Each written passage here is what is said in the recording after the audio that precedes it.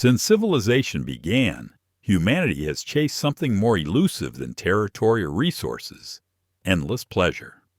We scroll, consume, indulge, yet remain perpetually unsatisfied.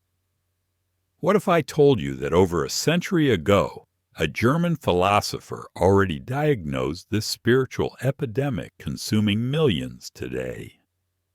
Over the next minutes, we'll dive into Nietzsche's psychological insights and extract a practical manual for breaking free from the pleasure trap, keeping you spiritually imprisoned. This isn't comfortable knowledge.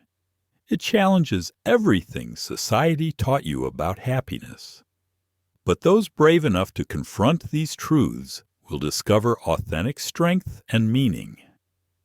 Friedrich Nietzsche understood that modern man would become enslaved to his desires, trapped in what he called the last man mentality, seeking comfort, avoiding pain, slowly dying inside, while believing himself happy. Nietzsche saw through the illusion our instant gratification culture sells. While society promises the next purchase, experience, or dopamine hit will fill your void, Nietzsche knew better. This very chase, this desperate scramble for pleasure, is precisely what keeps you empty, disconnected, spiritually impoverished. You feel it. That nagging sense that despite more entertainment and stimulation than any generation in history, something fundamental is missing. You're not broken. You're caught in the trap Nietzsche predicted with frightening accuracy. The pleasure principle as spiritual poison. Nietzsche's first insight. Constant pleasure pursuit isn't the path to happiness. It guarantees suffering. Nietzsche understood what neuroscience now confirms. Pleasure-seeking creates escalating dependency. Each dopamine hit requires increasingly intense stimulation. But deeper than neurological traps are spiritual ones. Organizing life around comfort avoidance and gratification pursuit creates what Nietzsche called the last man, creatures so comfort-focused they lose all capacity for greatness and authentic growth. Consider Rome's decline. The elite, having conquered the known world, turned to increasingly elaborate entertainment and pleasure. Emperor Caligula exemplifies this perfectly. Initially popular for generous spectacles, he became desperate for novel pleasures, declaring himself God, engaging in sexual scandals, spending enormous sums on impossible projects. His reign lasted under 4 years, ending in assassination. As Romans focused on bread and circuses, their capacity for discipline and long-term thinking atrophied. We live in infinite entertainment, yet depression soars. Dating apps promise infinite romance, yet relationships decline. Social media offers constant validation, yet loneliness spreads. The modern pleasure seeker jumps between Netflix, social media, shopping, and food delivery, always seeking the next satisfaction hit, each leaving them emptier. Practice saying no to yourself. Choose one daily pleasure dependency, social media, streaming, junk food, and abstain for 1 week. Notice how your capacity for deeper activities expands when not constantly seeking quick gratification. The illusion of comfortable life. Nietzsche's second insight. Comfort is growth's enemy, and growth is the only path to authentic fulfillment. Nietzsche observed humans as creatures of will to power, not dominating others, but the inherent drive to overcome obstacles and create meaning. Choosing comfort over challenge denies our fundamental nature. The comfortable life promises happiness through struggle elimination. But Nietzsche understood struggle isn't the obstacle to fulfillment. It's the mechanism by which fulfillment is achieved. The Sisyphus myth, which Nietzsche contemplated, illustrates this.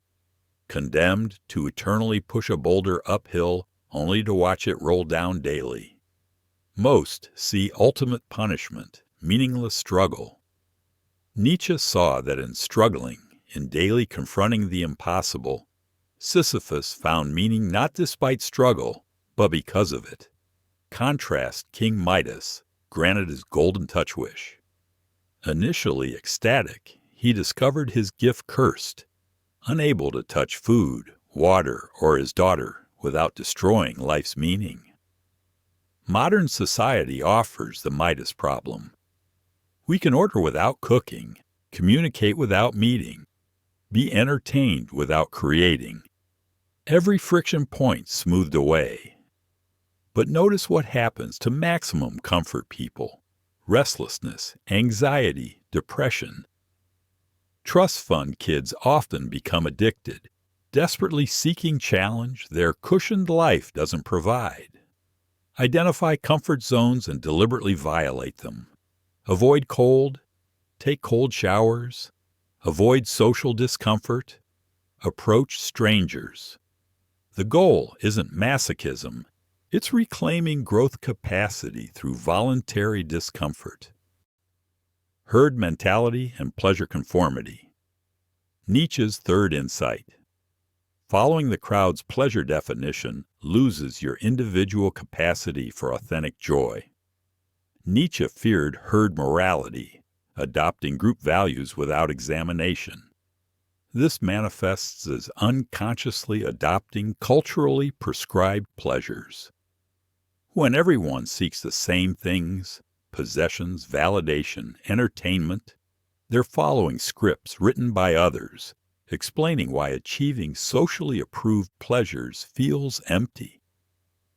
During Dutch tulip mania 1637, communities became obsessed with tulip speculation. People mortgaged homes and sold possessions for increasingly rare varieties. At the height, one bulb cost more than a craftsman's annual salary. People weren't buying for beauty. They bought collective wealth and status fantasies. When the bubble burst, thousands realized they'd spent months pursuing something with no inherent value they didn't truly want. Social media creates the most sophisticated herd mentality system ever. People receive immediate feedback on pleasure choices through likes and shares, creating feedback loops where individual desires align with algorithmic suggestions and social approval. Conduct a pleasure audit. List current enjoyment sources and assess how many you chose versus others suggested. Experiment with activities bringing you joy, but your social circle finds strange. Instant gratification. Slavery. Nietzsche's fourth insight. Instant gratification is slavery disguised as freedom. Nietzsche distinguished master morality from slave morality.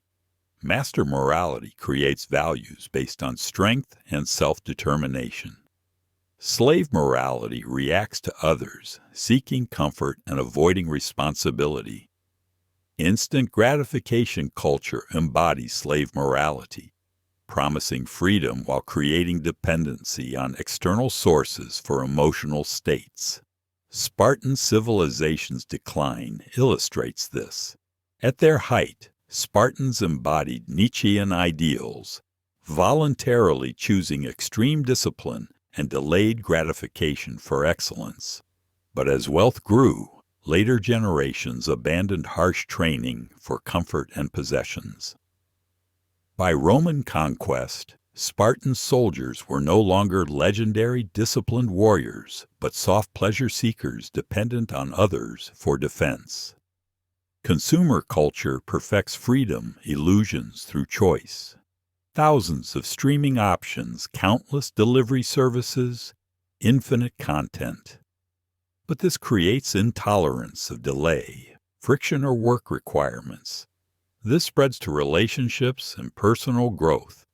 People abandon relationships at first difficulty. Identify one area accepting instant shallow satisfaction instead of deeper fulfillment. Begin practices requiring weeks or months for results, learning instruments, mastering skills, building meaningful relationships. We've established Nietzsche's diagnosis: pleasure traps, comfort addiction, herd mentality, and disguised slavery. But recognizing problems is only beginning. What follows moves beyond diagnosis into transformation. Nietzsche's most challenging teachings for self-overcoming and creating authentic meaning. The next insight represents his blueprint for breaking free from pleasure prison. Amor fati, love of fate. True freedom comes not from getting what you want, but from wanting what you have, including struggles. Amor fati represents Nietzsche's most radical departure from pleasure-seeking. Rather than maximizing pleasure and minimizing pain, embrace your entire existence, suffering, setbacks, limitations, as necessary components of who you are. This isn't resignation, but active affirmation. Marcus Aurelius embodied this during challenging reigns. Facing constant warfare, plague, betrayal, and tragedy, he could have sought escape through imperial pleasures.